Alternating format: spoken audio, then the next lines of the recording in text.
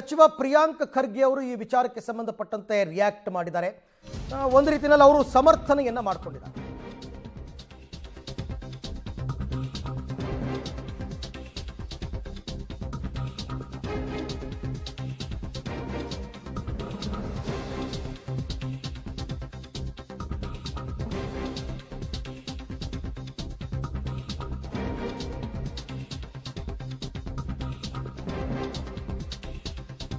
ವಸತಿ ಶಾಲೆಗಳಲ್ಲಿ ಘೋಷವಾಕ್ಯ ಬದಲಾವಣೆ ವಿವಾದಕ್ಕೆ ಸಂಬಂಧಪಟ್ಟಂತೆ ಸಮರ್ಥನೆ ಮಾಡಿಕೊಂಡಿದ್ದಾರೆ ಸಚಿವ ಪ್ರಿಯಾಂಕ್ ಖರ್ಗೆ.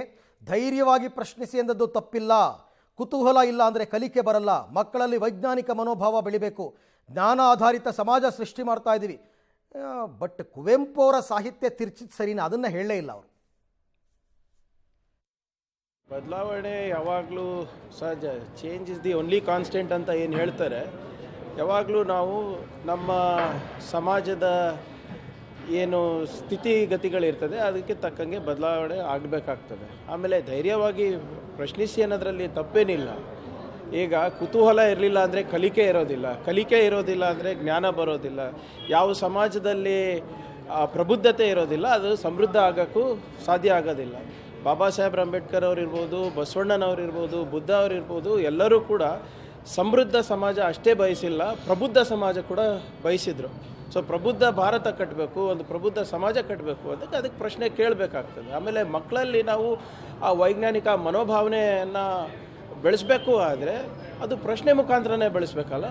ಯಾವುದಾದ್ರೂ ಈಗ ಎಲ್ಲದಕ್ಕೂ ಉತ್ತರ ಸಿಗುತ್ತೆ ಅಂತ ಇಲ್ಲ, ಆದರೆ ಒಂದು ಸಮಾಜದಲ್ಲಿ ಈಗ ಅಥವಾ ಮಕ್ಕಳಲ್ಲಿ ಈ ಪ್ರಶ್ನೆ ಕೇಳುವ ಮನೋಭಾವನೆಗಳು ಬೆಳೆಸಿದ್ರೆ ಅವರಿಗೆ ಏನೋ ಒಂದು ವೈಜ್ಞಾನಿಕ ಮನೋಭಾವನೆ, ಒಂದು ಚಿಂತನೆ ಬೆಳೀತದೆ.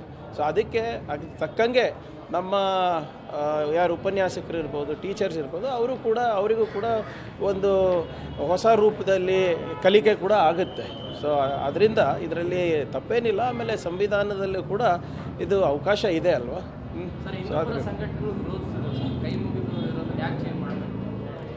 ಏನು ನಾವೇನಲ್ಲಿ ಏನು ಬೇರೆದೇನಾದರೂ ಹೇಳ್ತಾ ಇದ್ದೀವ? ನಾವು ಯಾವಾಗಲೂ ಕೂಡ ಜ್ಞಾನಕ್ಕೆ ನಾವು ತಲೆ ಬಾಗಲೇಬೇಕಲ್ಲ. ಈಗ ಲೈಬ್ರರಿಗಳಿಗೆ ನಾವು ಏನಂತ ಹೆಸರಿಟ್ಟಿದ್ದೀವಿ, ಮೇಲ್ದರ್ಜೆ ಮಾಡಿದ್ದೀವಲ್ಲ, ಏನಂತ ಇಟ್ಟಿದ್ದೀವಿ? ಅರಿವು ಕೇಂದ್ರ ಅಂತ ಇಟ್ಟಿರೋದು ನಾವು. ಅರಿವೇ ಗುರು ಅಂತ ಬಸವಣ್ಣನವ್ರು ಹೇಳಿರೋದು. ಇದು ತಪ್ಪಾ? ಸೊ ಅದರಿಂದ ಅರಿವು ಮೂಡಿಸ್ಲಿಕ್ಕೆ ಏನೇನು ಮಾಡಬೇಕು ಅದೆಲ್ಲ ನಮ್ಮ ಸರ್ಕಾರ ಮಾಡ್ತಾ ಇದ್ದಾರೆ. ನಾವು ನಾಲೆಜ್ ಬೇಸ್ಡ್ ಸೊಸೈಟಿ ಕ್ರಿಯೇಟ್ ಮಾಡಬೇಕಾಗಿದೆ.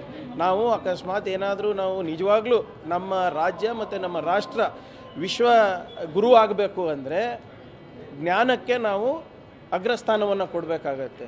V have to create knowledge based societies. ನಮ್ಮ ಸೋಷಿಯಲ್ ವೆಲ್ಫೇರ್ ಹಾಸ್ಟೆಲ್ಸ್ ಇರ್ಬೋದು, ಬ್ಯಾಕ್ವರ್ಡ್ ಹಾಸ್ಟೆಲ್ಸ್ ಇರ್ಬೋದು, ಕ್ರೈಸ್ ಸಂಸ್ಥೆಗಳಿರ್ಬೋದು, ಶಿಕ್ಷಣ ಸಂಸ್ಥೆಗಳಿರ್ಬೋದು. ಅಥವಾ ಆಗಲೇ ಹೇಳಿದಂತೆ ಪ್ರಿಯಾಂಕ್ ಖರ್ಗೆ ಅವರು ಏನೇನೋ ಹೇಳಿದ್ರು, ಕರೆಕ್ಟ್ ಅವ್ರು ಹೇಳಿರೋದಲ್ಲ. ಬಟ್ ಯಾಕೆ ಅದನ್ನು ತಿರುಚಿದ್ರಿ ಅಥವಾ ಯಾಕೆ ಅದನ್ನು ತಿದ್ದಿದ್ರಿ, ಸರಿನಾ ತಪ್ಪಾ ಅನ್ನೋದಕ್ಕೆ ಅವ್ರು ಉತ್ತರ ಕೊಡಲೇ ಇಲ್ಲ. ನೀವು ಹೇಳಿದ್ದೆಲ್ಲವೂ ನಿಜ, ಆದರೆ ಜ್ಞಾನ ದೇಗುಲವಿದು ಕೈ ಮುಗಿದು ಒಳಗೆ ಬಾ ಅಂತಕ್ಕಂಥದ್ದನ್ನು ಬದಲಾಯಿಸಿದ್ಯಾಕೆ? ಕೈ ಮುಗಿಯೋದಕ್ಕೆ ನಿಮ್ಮ ವಿರೋಧ ಇದೆಯಾ? ಕೈ ಮುಗಿಯುವ ಸಂಸ್ಕೃತಿಗೆ ನಿಮ್ಮ ವಿರೋಧ ಇದೆಯಾ? ಅದಕ್ಕೋಸ್ಕರ ಬದಲಾವಣೆ ಮಾಡಿದ್ರ? ಹೋಗಲಿ, ಆಯಿತು, ಧೈರ್ಯವಾಗಿ ಪ್ರಶ್ನಿಸೋದು ಸರಿ. ಅಲ್ಲಿ ಕೆಳಗಡೆಯಲ್ಲಿ ನೀವು ಅದನ್ನು ಬರಿಬೋದಾಗಿತ್ತು, ಧೈರ್ಯವಾಗಿ ಪ್ರಶ್ನಿಸುವಂಥ ಅದನ್ನು ಹಾಗೆ ಇಟ್ಕೊಂಡು. ಇಲ್ಲಿ ನೋಡಿ, ಪಬ್ಲಿಕ್ ಟಿವಿಯ ಇಂಪ್ಯಾಕ್ಟ್ ಎಲ್ಲ ಕಡೆ ಬದಲಾವಣೆಗಳಾಗ್ತಾ ಇದೆ, ಇಮ್ಮಿಡಿಯೇಟಾಗಿ ಬದಲಾವಣೆಗಳಾಗ್ತಾ ಇದೆ. ಧೈರ್ಯವಾಗಿ ಪ್ರಶ್ನಿಸು ಅಂತಕ್ಕಂಥದ್ದನ್ನು ತೆಗೆದು ಕೈ ಮುಗಿದು ಒಳಗೆ ಬಾ ಅಂತಕ್ಕಂಥದ್ದನ್ನು ಮತ್ತೆ ಹಾಕ್ತಾ ಇದ್ದಾರೆ. ಅಲ್ಲಿ ನೋಡಿ, ಅಲ್ಲಿ ಕಾಣಿಸ್ತಾ ಇದೆಯಾ ನಿಮಗೆ? ಜ್ಞಾನ ದೇಗುಲವಿದು ಕೈ ಮುಗಿದು ಒಳಗೆ ಬನ್ನಿ. ಅದು ಮೊದಲಿದ್ದಿದ್ದು ಮೂಲ ಬರಹ ಅದು.